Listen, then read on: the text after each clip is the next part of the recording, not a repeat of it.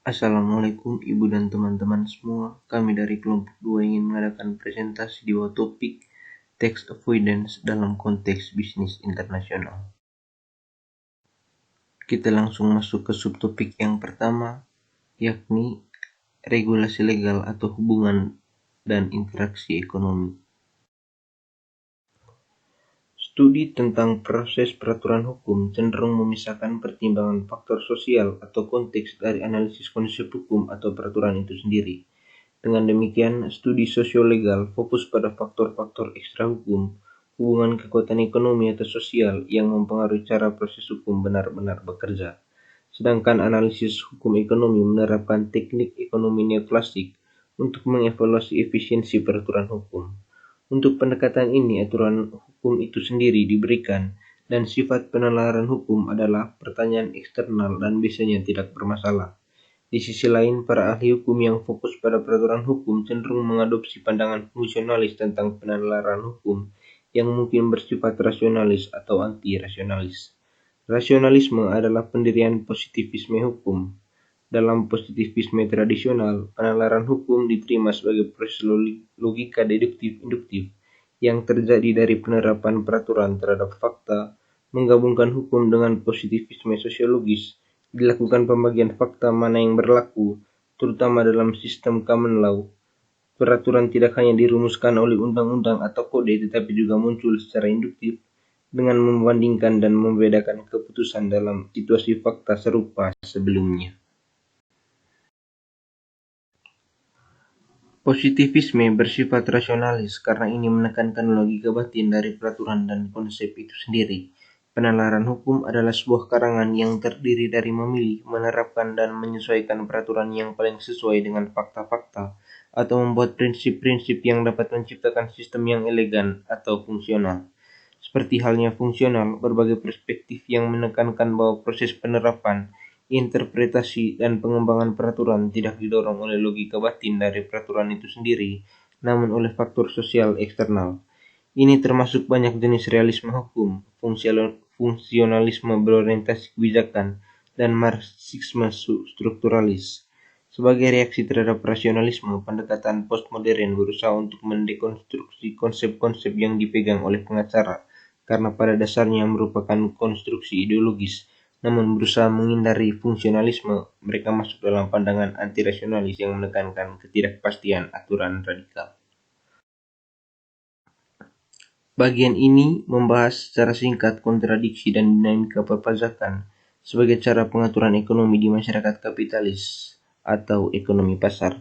Pertama, bentuk liberal dan batasannya. Bentuk peraturan negara yang paling sesuai adalah peraturan liberal. Bentuk peraturan liberal memerlukan kebebasan maksimal bagi pelaku sosial untuk terlibat dalam transaksi ekonomi dalam kerangka hukum yang memungkinkan mereka memilih dan merencanakan transaksi mereka. Kedua, keadilan, efisiensi, dan legitimasi dalam perpajakan. Perpajakan bukanlah latihan abstrak dalam filsafat politik ekonomi, tetapi masalah praktis untuk meningkatkan keuangan negara demi kebaikan masyarakat. Tujuan utamanya adalah efektivitas yang harus diprediksi berdasarkan perkiraan pola kepatuhan, ketidakpatuhan, dan penghindaran.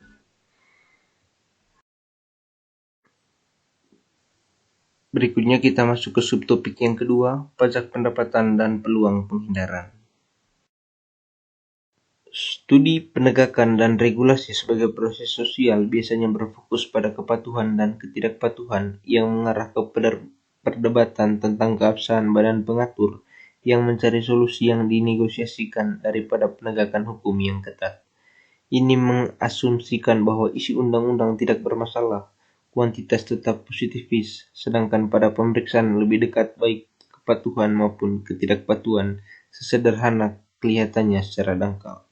Penggunaan internasional sekarang telah menerima perbedaan antara penghindaran yang jelas ilegal dan penghindaran yang menggunakan cara-cara hukum, tetapi mungkin dalam beberapa keadaan tidak valid atau melanggar hukum. Peluang dan motif penghindaran diminimalkan sejauh regulasi dapat mengandalkan aturan hukum yang sama yang diterapkan secara universal. Penghindaran bukan sekedar aktivitas oportunistik dan peluang untuk itu tidak muncul secara merata, melainkan berkembang secara simbol dengan modus regulasi. Berikutnya kita masuk ke subtopik yang ketiga, isu-isu politikal, ekonomi, dan moralitas terhadap tax avoidance. Pertama, isu politikal. Isu politikal terhadap tax avoidance erat kaitannya dengan koneksi politik. Koneksi politik merupakan suatu kondisi di mana terjalin suatu hubungan antara pihak tertentu dengan pihak yang memiliki kepentingan dalam politik yang digunakan untuk mencapai suatu hal tertentu yang dapat menguntungkan kedua belah pihak. Perusahaan berkoneksi politik adalah perusahaan dengan cara tertentu mempunyai ikatan secara politik atau mengusahakan adanya kedekatan dengan politisi atau pemerintah. Hubungan istimewa terhadap pihak pemerintah bisa diartikan sebagai perusahaan milik pemerintah dalam bentuk BUMN dan BUMD.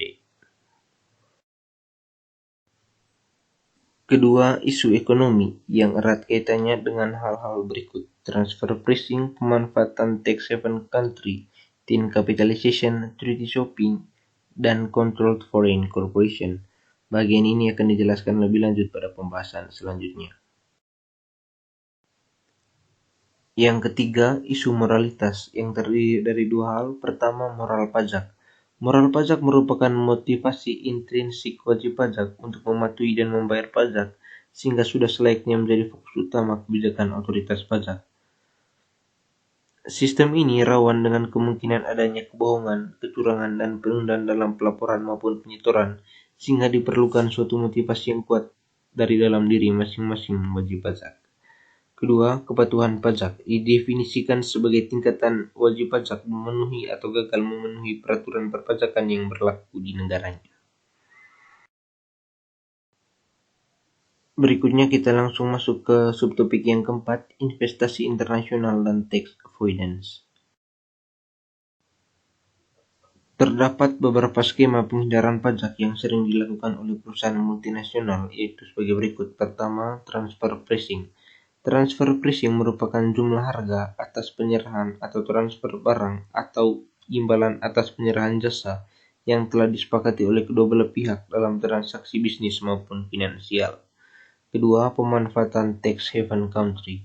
Negara tax haven tidak dapat didefinisikan secara jelas karena sifatnya yang sangat relatif, yaitu tergantung pada ketentuan masing-masing negara dalam mendefinisikannya.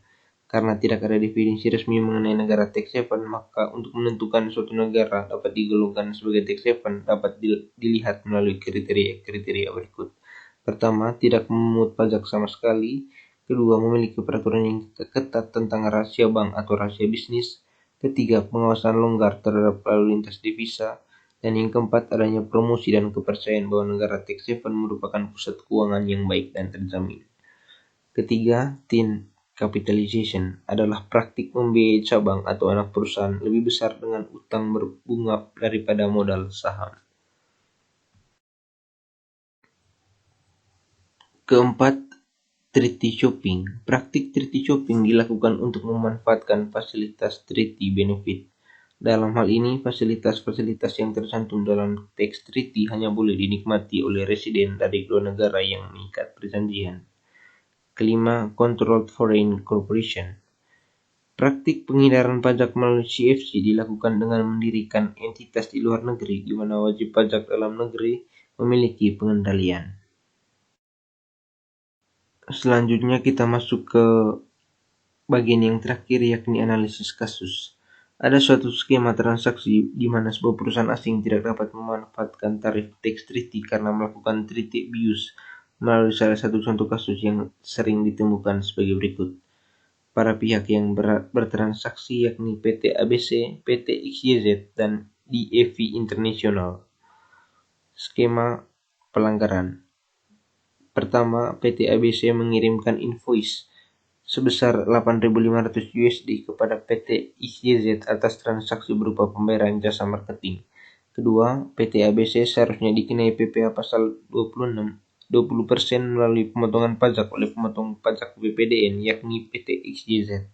Ketiga, PT ABC ingin memanfaatkan tarif tax treaty Indonesia AS, di mana atas sebuah perusahaan jasa yang tidak melalui BUT tidak dikenai pajak Indonesia dan hanya akan dipajaki di AS berdasarkan pasal 8 Tax Treaty Indonesia AS.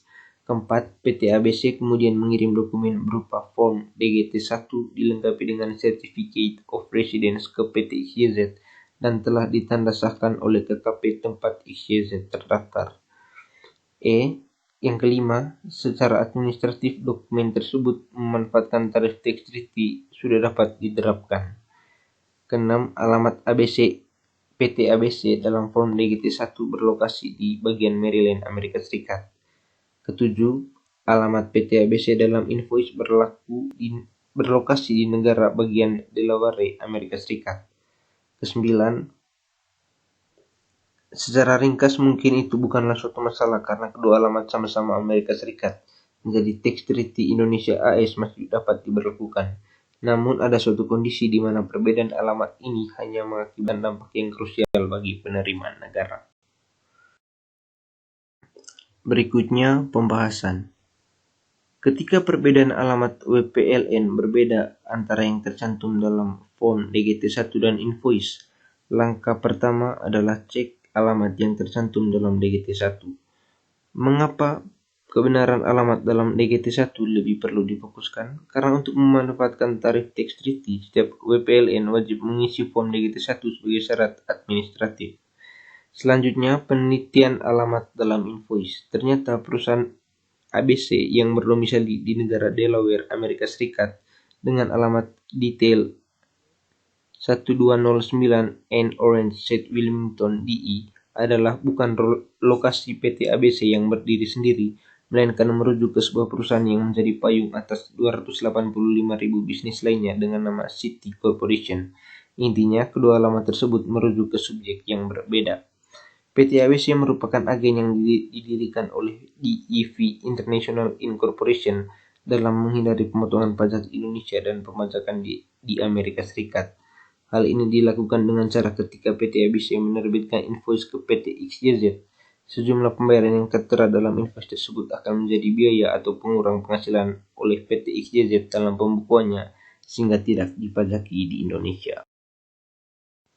Selanjutnya saran. Adapun beberapa saran yang harus diperhatikan. Pertama, Fiskus harus lebih menguasai setiap potensi yang ada atas sebuah transaksi antar negara yang terjadi. Kedua, wajib pajak harus lebih teliti dalam menilai kelengkapan administratif dan persyaratan tertentu lainnya. Sekian saja presentasi dari kelompok kami. Atas segala kekurangannya kami mohon maaf. Sekian dan terima kasih.